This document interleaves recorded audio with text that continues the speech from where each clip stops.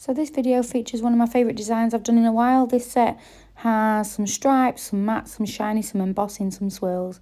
So I hope you enjoy it. Let me know what you think at the end of the video.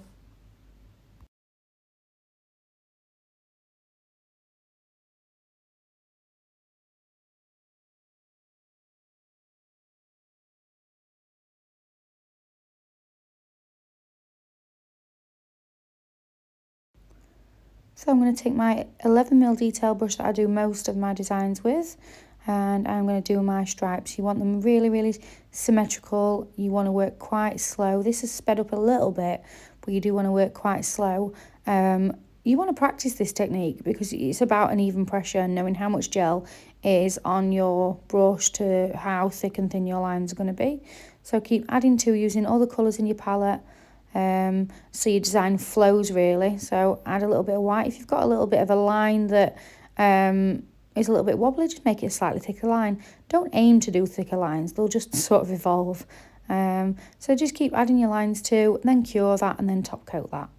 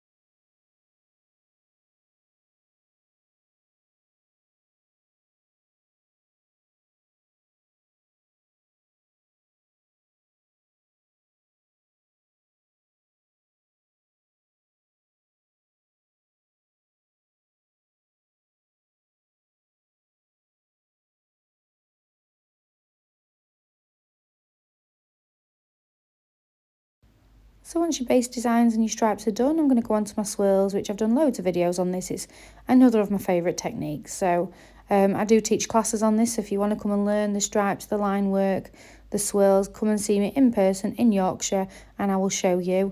You will pick up some bits from the video, but it's always best to learn in person. So I create my skeleton design first and then I go back in. So I'm always going to go clockwise with my first swirl and then anti-clockwise with my second swirl, so it flows better.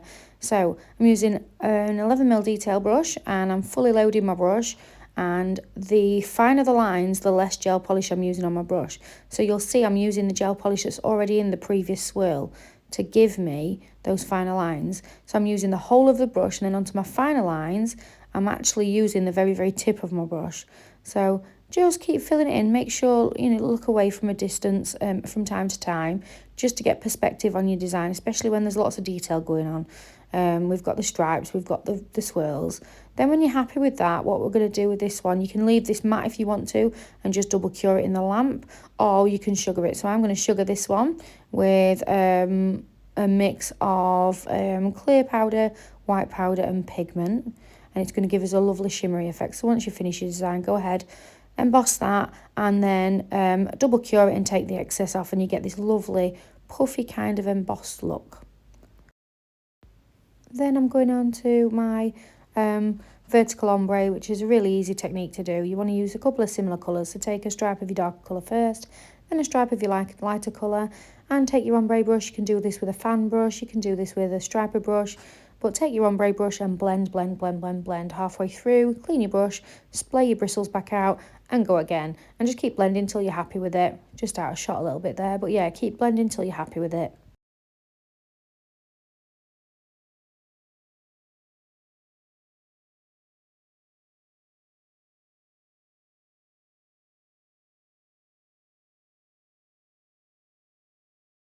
So more swirls on this one, the little Baroque style swirl. So again, start clockwise, then anti-clockwise, do your skeleton shape, and then you can come back and tweak any little bits and put your final lines in. So I let my brush flow. I'll fully load my gel. You need a gel polish that is going to be good quality, and that kind of gel polish that's going to cover in one should you need it on your client. So start with my skeleton shape. So I'm going to fill in all the space basically. And to be honest, even the skeleton shape you could get away with for a design. It's starting to take shape now. And then once you're happy with that, put all your little fine lines in. So use the gel that's on your brush, use the point of your brush to really get those little intricate pieces in.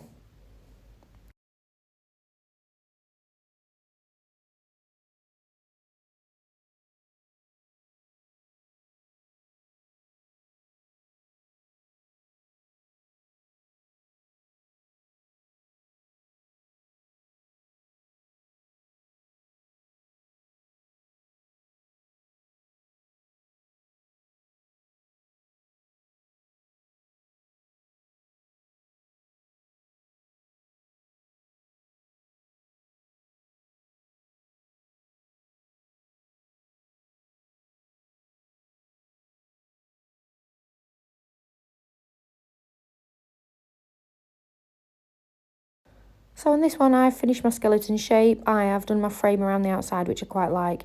Just sort of finishes the design off and gives it a nice bit of extra. And I've done all my little fine lines. So once I'm happy, I could fine line this forever. So once you figure out your pressure, whether you're doing detail work, lines, baroque swirls, characters, once you find the pressure of your brush and how you work and how your hand sits on the table, for example, you'll find a pressure and you'll be able to get those nice fine lines. So once you're happy with that, sugar that, and then your design's finished. So I do hope you liked the video. I'd love to know what your thoughts are. If you've got any requests, and don't forget to subscribe.